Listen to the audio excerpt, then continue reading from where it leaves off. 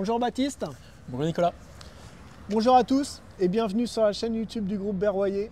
Je voudrais commencer par vous remercier parce que vous êtes de plus en plus nombreux à nous suivre et ça fait vraiment plaisir.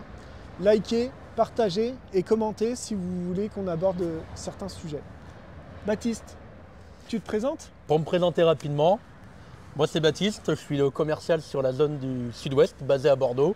Et donc j'ai un gros quart de France puisque je m'occupe de toute la zone qui va de La Rochelle jusqu'à Montpellier.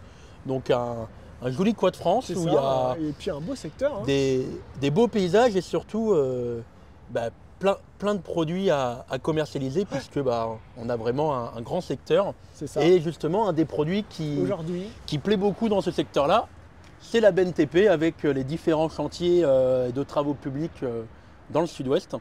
Et on est aussi ici aujourd'hui pour vous présenter la Schwarzmüller Full Hardox, donc dans notre gamme TP. Alors tu dis Full Hardox, mais c'est quoi? C'est quelle partie de la benne qui est un Hardox?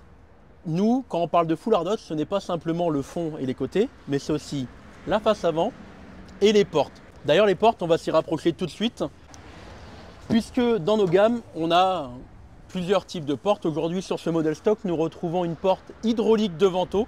Donc la porte qui s'ouvre de manière hydraulique avec les deux vantaux et les trappes qui sont aussi sur notre modèle stock. On peut la manipuler. Effectivement, on peut vous ouvrir les portes pour voir l'intérieur. Attention, il ne faut pas se faire mal, hein. Oui. Sécurité oblige. Et qu'est-ce qu'il existe comme autre type de porte? Alors, forcément, il existe plusieurs types de portes. Aujourd'hui, dans nos modèles stock, on retrouve donc la porte hydraulique de vantaux, mais aussi la porte hydraulique plaquée, avec ou sans trappe.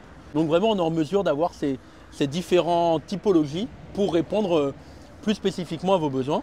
Et qu'est-ce qu'on retrouve aussi ici? On retrouve aussi du coup la BAE avec un relevage pneumatique puisque cette benne est équipée de la mise en position auto pour le finisher. Et je vais te l'actionner, attention.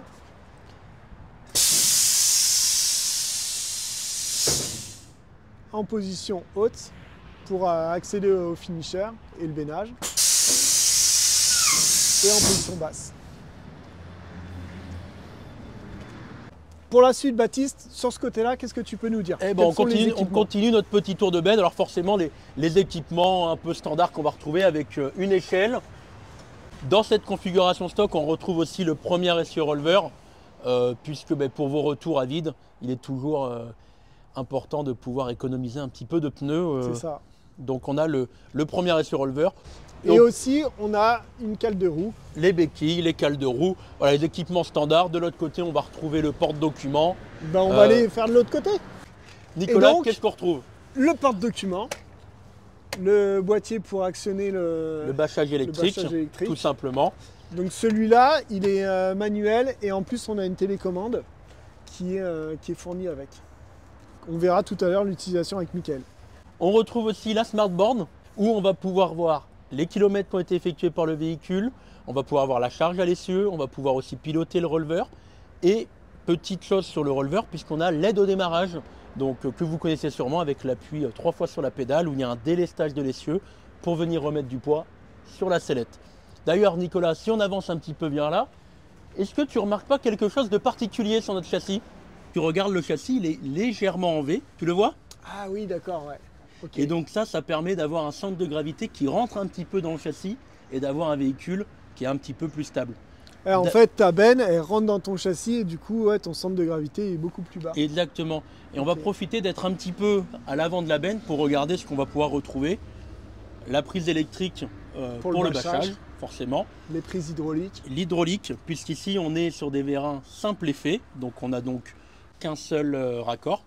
Et est-ce que tu vois la petite vanne ici? Pour moi, c'est pour la porte arrière. Et effectivement, on peut avoir un blocage de la porte arrière, soit par la vanne, soit avec une commande en cabine. Okay.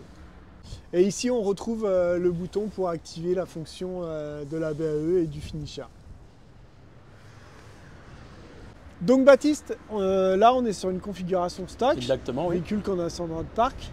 Est-ce qu'il existe d'autres configurations? Et oui, on n'a pas parlé, donc dans la configuration stock, on était en fond de 5 côté de 4. Et il existe aussi forcément des configurations qu'on appelle nous un petit peu renforcées, polyvalentes, avec un fond de 8, un côté de 6, où là on peut commencer à faire du déblai, du petit enrochement. Et forcément, on a la benne enrochement, fond de 10, où là on a vraiment quelque chose de très costaud pour emmener des gros blocs.